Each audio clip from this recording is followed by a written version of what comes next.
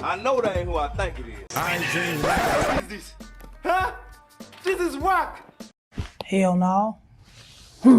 Check out that text when you 5 in the morning, you probably done paying your lease. Wanna get out of the country, you say you wanna go on a trip out of Greece. Wanna get out of the country, wanna get different, you wanna get runchy. Buy the ticket right now, you tell me you want me. 5 more things you must know before the NBA playoffs begin. Starting with just how good the Golden State Warriors are now that they're at full strength. Even without their third scoring option, Jonathan Kuminga, the Dubs had still been dominating, going 13-1 in the games with Jimmy Butler, a record tied for third most wins since the NBA trade deadline. Now that Kuminga's back, there were questions about how he'd fit alongside Butler, but in their first game at full strength, those concerns vanished. Golden State sent the Kings packing with a 20. Man, ain't nobody worried about no mother Kuminga.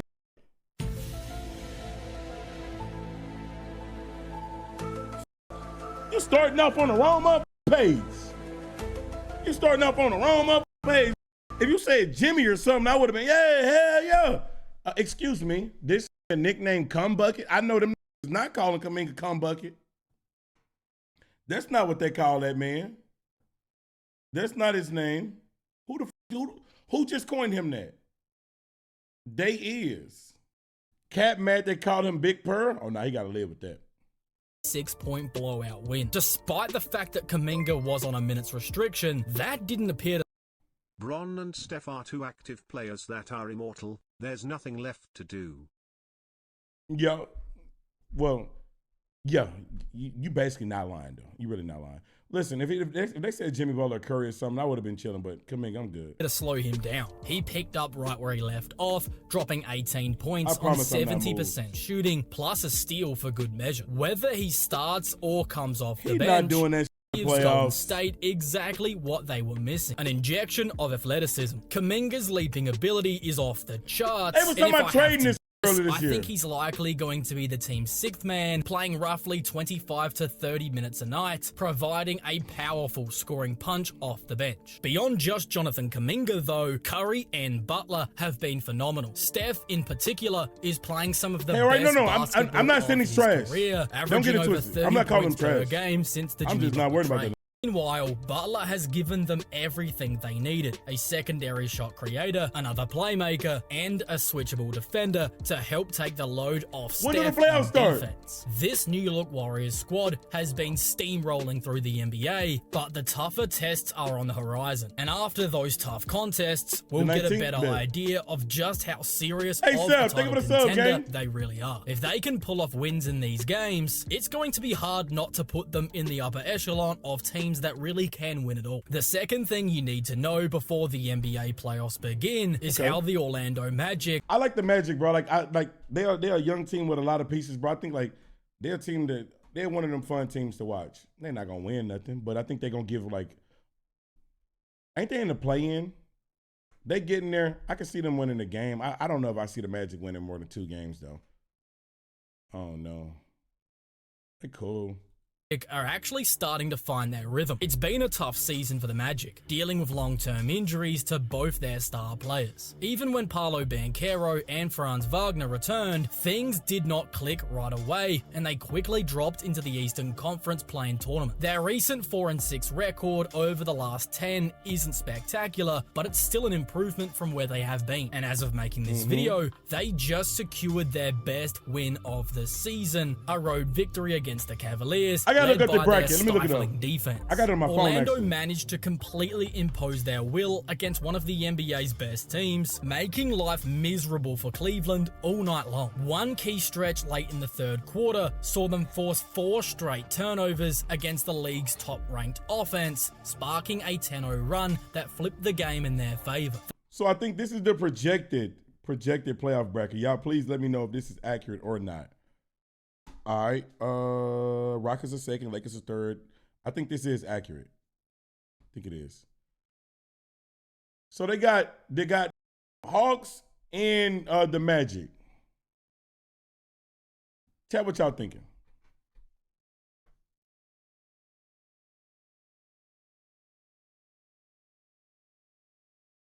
Hawks The Pacers ain't on nothing. I'm not believing the Pacers, man. Shout out to the Pacers, though. Honestly, I can see the Magic winning this game. I can. The Heat, and then also they got the Bulls. Hey, man. I know I talk shit about the Bulls, bro. What the f*** happened to Josh Giddey? And Kobe. What? Them been hooping. Hey, I think he's on contract years or something. He's on some 2K Hall of Fame, like when the Ren just balling. I don't know if I got them beating the Bulls though. I mean beating Miami though. I don't know if they're gonna show up in the playoffs. I got Miami winning that. They will. I just don't know if I will. I don't know. He lying. We beat them already. It was regular season. I mean, a lot of shit in regular season. I think I got the Heat winning that game actually. They held the Cavs to just 103 points. Trae Young gonna have to hoop out. They need to get Trae Young more help, in my opinion. An incredible accomplishment considering the fact that Cleveland. Bro, you high again? No, I'm not, bro. I Trae Young, bro. That's tough, right? But I'm just not believing it, bro. I'm sorry, bro. Over 120 points per game. Banchero has been the driving force, getting back to his early season form, as over the last 12 games, he's been averaging 20. Oh, you talking about the Cavs? I don't care. 9.8 points, 7.1 rebounds, 4.1 assists, and 1.2 steals on 48% shooting. But while Banchero has been playing great, the Magic as a whole still have not figured things out. Defensively, they're elite, ranking 3rd in defensive rating and holding their opponents to just 109.9 points per game. But offense is a completely different story. They rank 28th for offensive. What a drop scoring just 108.3 points per game, making them heavily reliant on their strong defensive performances to even stay competitive. Because of this, they sit 18th in net rating at a -1.6, so finding a more consistent offensive game plan needs to be the #1 priority for the offseason, because you simply can't win at a high level with the 3rd worst offense in the entire league. That said, when Banchero and Wagner are at their best and shoot efficiently, the Magic can really compete with anyone, like they showed against the Cavs. Them injuries did f them up though, because bro, I remember in the beginning of the season, especially, bro, Paulo was balling crazy, bro, and then he was just gone.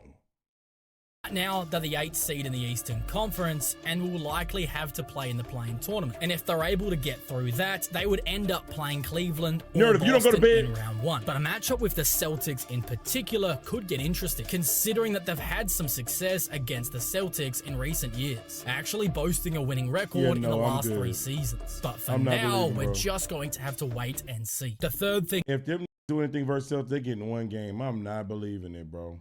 You need to know before the NBA playoffs begin is who is actually going to beat Boston. That's a good question, Chad. Who's the biggest threat to beat Boston in the East? Obviously, the answer would probably be the Cavs, but I know the Cavs came back from a crazy deficit. But just watching that game from what I had seen, I was like, I don't know. I don't like this matchup. I don't like the matchup, bro. My Celtics going for 19 this year. I don't know about that Cavs Celtics matchup. I think when it comes down to the playoffs, bro, that shit might get a little critical. The Knicks, I don't want to hear nothing about that Knicks. I ain't gonna lie, bro. This season's Celtics don't quite feel like the same team as last year's championship squad, despite having a nearly identical roster. The biggest difference, their approach to three-point shooting. Last season, Boston had already been leading the league in three-point attempts, hoisting up 42.5 per game. But this year, they've taken that to a new level, launching a staggering 48.1 threes per game, again leading the league. Team the is just Celtics too stacked, like, as far as talent, believing their higher volume shooting was the key to their deep title run. And while they're still near the top of the East, they do not seem as dominant. In their championship season, they cruised through the regular season, losing just 18 games. But at the time of recording, they've already lost 19, sitting second in the East with a 49-19. Man, somebody beat these, bro. We do not want to see these win again, bro. Nobody trying to see that shit. What quote he gonna steal next? MLK?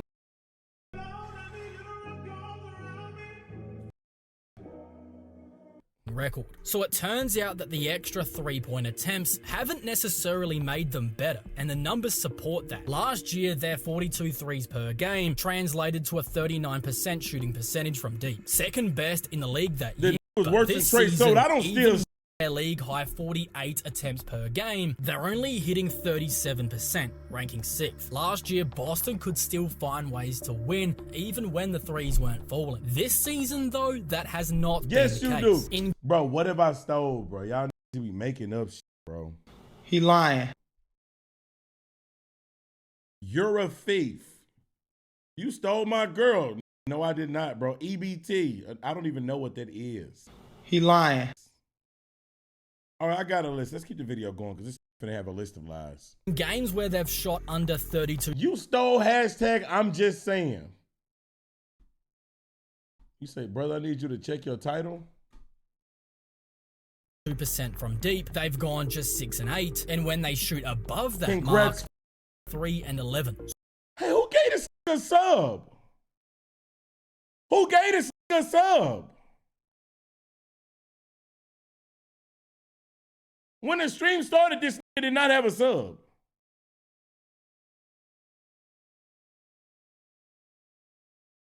You ain't think the sub? I'm glad I missed it. So their ability to knock down threes at a good enough rate has basically determined whether or not they're going to win or lose a basketball game this season. But even so, who would you feel comfortable picking over the Celtics in a 7-game series? For me, maybe Oklahoma City. Even then, I'd probably still just go with the Celtics. Cleveland has a solid case, splitting the season series 2-2, but for me, they still feel too inexperienced to take down the reigning champs. Despite the concerns with their heavy dosage of 3-point shooting, it's still tough to bet against the champs. But what do you think? Let me know in the comments below if there's... Honestly, unfortunately, on some real, if I'm being unbiased, I got Boston coming out of the East, bro. They back in them finals, man. We just, hopefully they meet LeBron. Please. Is a team you would pick to beat Boston in a 7-game series. The fourth thing you need to know before the NBA playoffs begin is how the surging Timberwolves have rediscovered the edge that made them so dangerous last season. Last year, Minnesota played every night like they had something to prove, bringing an unmatched intensity. But this season, that fire hasn't been.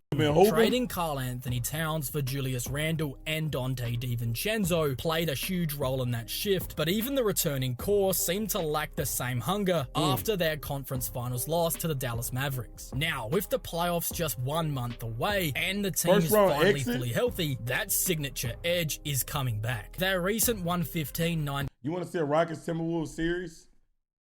Put that bracket in. I don't care.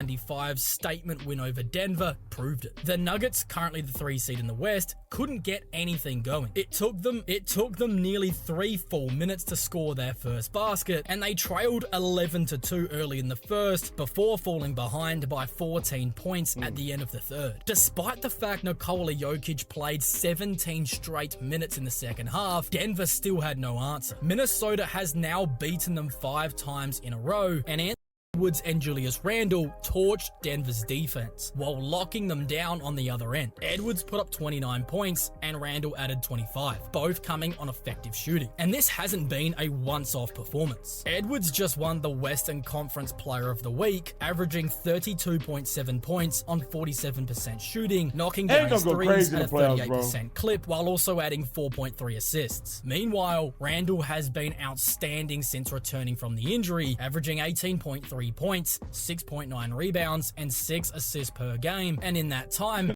Minnesota has been undefeated, currently on an 8-game winning streak. The Edwards-Randle connection, one that looked very clunky earlier in the season, is starting to look a lot better against Denver. I don't give a f how good it's looking. Real, I'm not trusting Julius Randle in the playoffs neither. I don't give a f.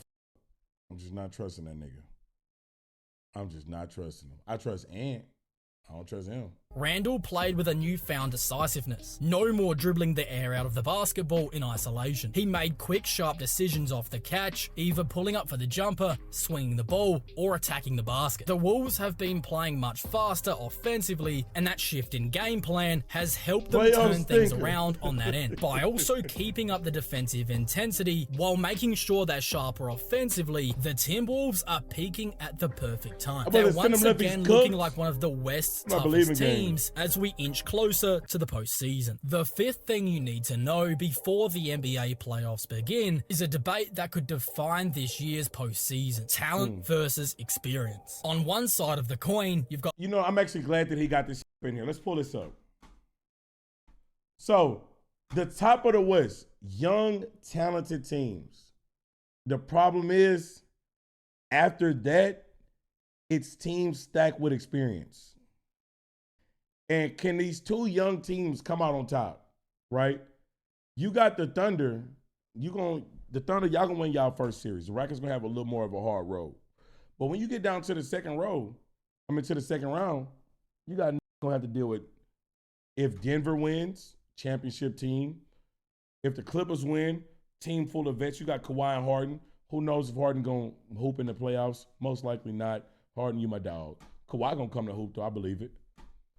LeBron, and then, bro, we might have a LeBron Warriors first round.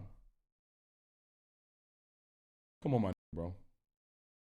The matchup's not so. Yeah, I know. So I know in the West, the only ones that's locked in. I know in the East, I think most of these in the East is locked in, if I'm not mistaken. The West, only 1, 2, and 3 locked in. So from 4 and below, these can move. These can move. Yeah, Zubac been hooping. So, I mean, but at the same time, what I'm saying is true, though. Like, it's all about, can these young teams, they're going to have to go against a lot of, they roll to the chip, they're going against experienced teams. Like, I don't know.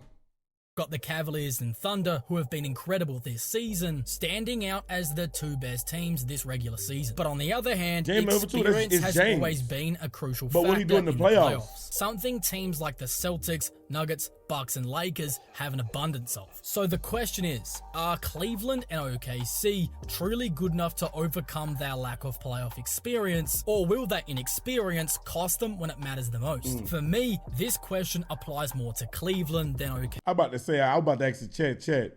If you had to put your money on who you betting gonna fold first, Cleveland or OKC, I think that most of us, 90% of us, we betting Cleveland gonna fold before OKC. Like, you got OKC? No, I'm not believing it. Even though OKC is in a tougher conference, honestly, you know what I'm saying? But damn, that would help. But nah, I'm not believing it. I'm good. OKC, poll? Hey, absolutely. Make a poll. Matter of fact, I'll make it. Vote on the poll! Thunder may be young, but they've shown resilience all season long and were able to push the Mavericks to a 6th game in an incredibly hard-fought series, and Dallas ended up making it to the finals. Their defense is historic, which I believe will have a better chance at holding up in the postseason, along with SGA 1 being old enough and 2 playing at an MVP level. The Cavaliers, on the other hand, have only won a single playoff series with this core, a forgettable 7-game slugfest against Orlando, where neither team could capitalize on the other's mistakes. That series lacked any offensive direction, but this year, the Cavaliers' offense has skyrocketed, ranking number 1 in the NBA, while still maintaining a top 10 defense. On paper, those have been the requirements in years past for championship teams, and it does make them a legitimate threat to beat any team, no matter their level of playoff experience. But to truly compete with battle-tested teams like Boston or Denver, they are going to have to play beyond what their experience suggests. If OKC and Cleveland can rise above their youth and prove themselves under the playoff spotlight, they both truly have a chance to win it all. But there's also a very real chance this is not happening. But if OKC come out and get upset in the first round, because we talked about Cleveland, boy, I would be so much shocked, gang. Like, okay, see, y'all got too much talent for some shit like that. Not gonna happen, though. Not gonna happen. But imagine, gang. predict that neither makes it to the NBA Finals, with both teams flaming out potentially around the conference finals or the second round. That's why I've set a key goal for each team before the playoffs begin. And if the Cavs and Thunder can accomplish their goal, their title hopes will be a lot stronger. And if you want to see those goals, along with one for every other title contender, you can watch that video right now. I like this video. Cooler video, man. The playoffs start on the 19th, bro. I'm excited. Can't wait to see it, bro. I think this NBA playoff is going to be one to remember, bro. Real shit, bro, especially for the Lakers. Hell no!